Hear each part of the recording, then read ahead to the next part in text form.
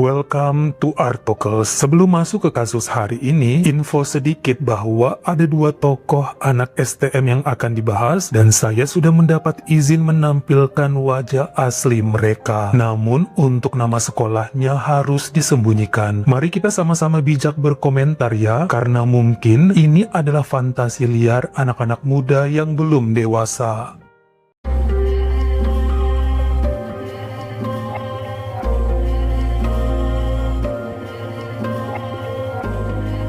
Bapak Tauwit Kling Buatong adalah pria kelahiran tahun 1971 yang bekerja pada pemerintah bidang pemerataan pembangunan. Kantornya bertempat di kota Kon Kaen, negara Thailand di wilayah Isan. Sebenarnya pada tahun 94 lelaki tersebut sudah menikah dengan seorang wanita bernama Vivi yang merupakan teman satu kantornya. Namun karena tidak diberi keturunan selama 11 tahun, akhirnya Vivi merelakan Tauwit untuk menikah lagi tanpa mencerai dirinya. Di tahun 2005, lelaki tersebut pun menikah dengan pasangan Marut yang terpaut usia 15 tahun. Jadi waktu kawin, umur Pak Tauwit 34 dan istri mudanya 19 tahun. Nah, si pasangan ini sangat menghormati istri tua suaminya, bahkan sangat akur. Namun setelah mempertimbangkan berbagai hal, akhirnya kedua wanita tersebut tidak digabung dalam satu atap. Rumah utama di Kon Kaen ditempati oleh Vivi. Sementara pasangan tinggal di luar kota, yakni Udon Thani sebagai kampung halamannya yang berjarak sekitar 115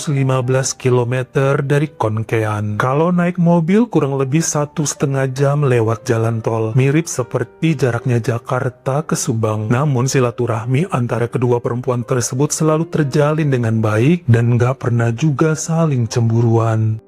Pada pertengahan tahun 2007, pasangan melahirkan putra sulungnya yang diberi nama Samuel dan anak keduanya cewek lahir di tahun 2010. Nah, sejak pertengahan tahun 2022 saat Samuel akan masuk SMA, dia disarankan untuk tinggal bersama Vivi yang ada di kota Kon Kaen. Kalau begini sebutannya apa ya? Ibu tiri juga bukan? Kalau nggak salah sih ibu tiri. Maksudnya supaya setiap istri dari Pak Tauwit megang satu anak. Samuel setuju karena emang Ibu Vivi baik banget. Lalu dia pun disekolahkan di sebuah yayasan besar yang ada di Jalan Namoyang, Kon Kaen, di mana tempat itu cukup elit dan lengkap. Ada SMP-nya, SMA, kejuruan pariwisata dan teknik. Jadi Samuel ngambil teknik yang mungkin kalau di Indonesia seperti STM. Sementara Pak Tauwit sendiri karena tugasnya masih di kota Kon Kaen, jadi kalau weekday bersama istri tuanya, kalau weekend baru bersama istri muda dan putrinya di kota Udon Thani. Begitu juga dengan Samuel yang ketika libur sekolah atau weekend suka pulang ke rumah mama kandungnya. Semoga kalian gak bingung ya, karena keluarga ini emang agak repot ngejelasin kondisinya. Kita aja yang kepo ngurusin rumah tangga orang lain, walaupun yang rata-rata nonton di sini pasti sambil nyetrika.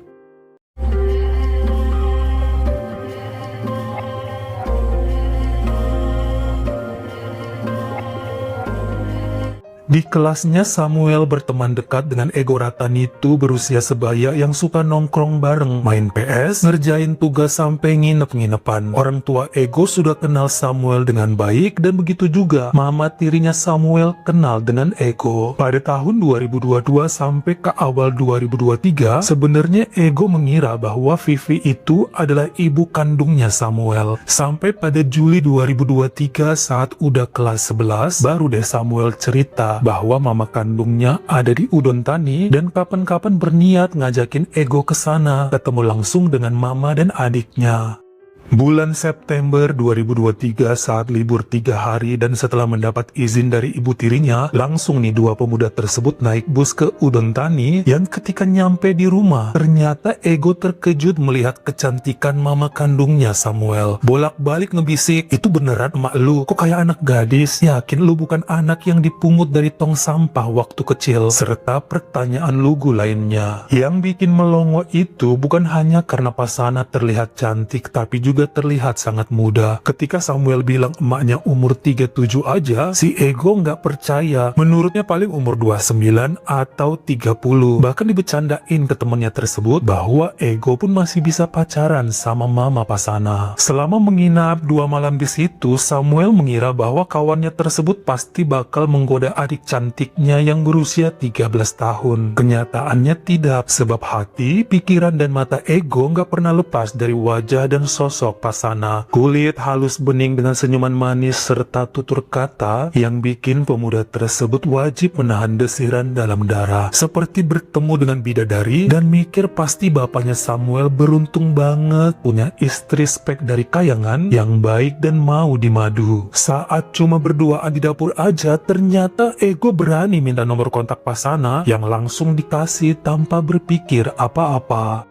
Dalam beberapa bulan setelahnya, tanpa sepengetahuan Samuel, Ego sering membalas story Pasana di sosial media, mengirim pesan pujian cakep sampai mulai berani goda dikit-dikit yang kenyataannya bikin Pasana ngerasa baper. Perempuan itu sadar bahwa sang suami Tawit bukanlah tipe laki-laki romantis dan sangat kaku seperti batu. Nggak pernah memuji cantik, mulus, atau seksi sesuai keinginannya. Kalau pulang minta jatah kasur cuma 5 menit. Habis itu ditinggal tidur. Apalagi setelah punya anak dan repot ngurus 2 istri, terasa seperti menikah sama batang pisang, gak ada respon apa-apa. Tapi emang kalau masalah tanggung jawab pada anak-anak jangan ditanya, pasti Tawit nomor 1. Namun yang namanya istri kepengen dimanja sesekali, dan hal ini gak pernah didapat dari sang suami yang hidupnya hambar cuma mikir anak dan urusan kantor. Tapi gak tahu ya gimana perlakuan Tawit terhadap istri pertamanya, mungkin lebih romantis, tapi tidak kepada Pasana. Makanya ketika Ego semakin berani dalam memuji dan berkata-kata erotis, kok jiwa kegadisannya meronta-ronta, kepengen ngulang masa remaja yang penuh deburan gelora asmara. Buktinya pada awal November 2023, Pasana bersama putrinya datang ke kota Konkain dan menginap di rumah istri tua. Beberapa kali Ego juga datang ke sana dengan ngobrol banyak sama mama temennya. Gak ada yang curiga ya, karena mereka semua orang-orang yang positive thinking. Sampai kemudian Pasana menitipkan putrinya di situ karena bilang mau ketemuan dengan kawan lamanya di restoran Hotel Pratunam dari jam 3 sore sampai ke jam 9 malam. Kenyataannya dia janjian sama Ego di salah satu kamar hotel di lantai 4. Awalnya cuma ngobrol santai sampai situasi jadi memanas, dan kondisi ini sudah lama tidak dirasakan oleh Pasana, di mana tubuhnya merinding dan jantung terasa lompat dari dadanya sebab Ego berhasil menggetarkan jiwanya. Sama-sama hilaf sampai kejadianlah apa yang mereka fantasikan selama ini. Besokannya Pasana balik ke Udon Thani penuh sensasi kepuasan.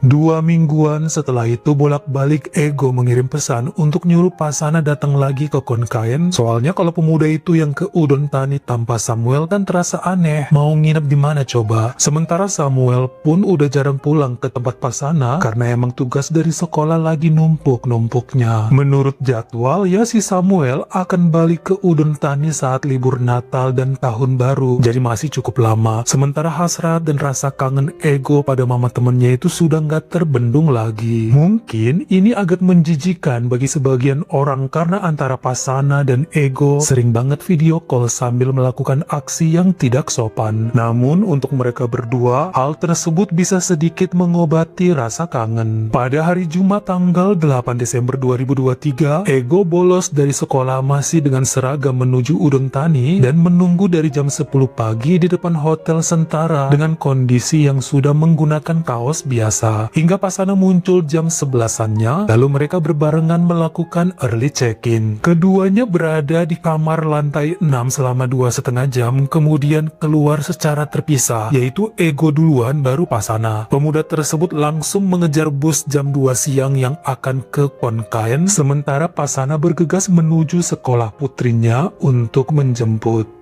Nyatanya ada kenalan dari Pak Tawid yang melihat istrinya saat di Hotel Sentara lalu langsung melapor. Lelaki tersebut awalnya nggak percaya, kemudian mendatangi penginapan itu untuk melihat CCTV. Pihak hotel sempat keberatan ngasih rekaman sampai kemudian Tawid ngancem akan lapor polisi karena Sentara dianggap sebagai tempat esek-esek. Akhirnya manajer pun memutar CCTV saat Pasana check-in sampai keluar. Bahkan sosoknya terlihat di koridor lantai 6 dengan mesra bersama seorang pemuda, hingga potongan videonya pun dikirim oleh pihak hotel ke handphonenya Pak Tawid. Namun lelaki tersebut tidak langsung konfrontasi istrinya. Dia balik ke kota Konkain dan diskusi dengan istri pertamanya. Apakah si Pasana lebih baik dicerai atau digimanain? Bahkan ditunjukkan bukti videonya sampai Vivi terkaget sebab mengenali pemuda yang bersama Pasana. Itu kan si Ego, temennya Samuel yang sering datang kemari. Mengamuklah Pak Tawid kemudian manggil putranya yang membenarkan sosok di rekaman itu merupakan Ego Ratan itu. Pantesan aja Jumat kemarin dia bolos ngaku sakit. Ternyata ke Udon Tani toh. Ayah dan anak ini sama-sama naik pitam. Namun Tawid menenangkan Samuel karena sang bapak yang akan membereskan segalanya. Pada hari Rabu tanggal 13 Desember 2023 terjadi amukan besar Tawid kepada Pasana setelah menunjukkan rekaman tersebut, hingga perempuan itu mohon maaf dan mengakui perbuatannya. Si Tawid membongkar isi handphone istrinya dan dibacalah history chat yang panjang sejak 3 bulan lalu. Awal mula tuker-tukeran nomor kontak. Tawid jadi sadar juga bahwa yang memulai semuanya memang Ego yang dengan berani merayu, menggoda, sampai ngasih pujian serta kata-kata bikin menggelinjang. Besokannya pada Kamis siang tanggal 14 Desember 2023, sepulang sekolah terjadi baku hantam antara Ego dan Samuel di jalan setelah tadi malam sempat ribut melalui telepon karena CCTV itu ditunjukkan. Mereka dilerai dan disuruh pulang tanpa menceritakan detail masalah kepada guru. Kenyataannya Ego tidak langsung pulang melainkan dengan motornya menuju stadion sepak bola Konkain yang ada di Jalan Launadi. Diikuti diam-diam oleh Pak Tawid dalam mobil hitamnya yang kemudian mendekati pemuda tersebut keluar dari parkiran motor lalu melepas peluru sebanyak 3 kali ke arah Ego. Tawid langsung kabur dari lokasi sementara kerumunan orang membawa si pemuda ke rumah sakit Raca Pruwek yang dalam 6 jam kemudian Ego pun dinyatakan telah meninggal dunia akibat luka-lukanya.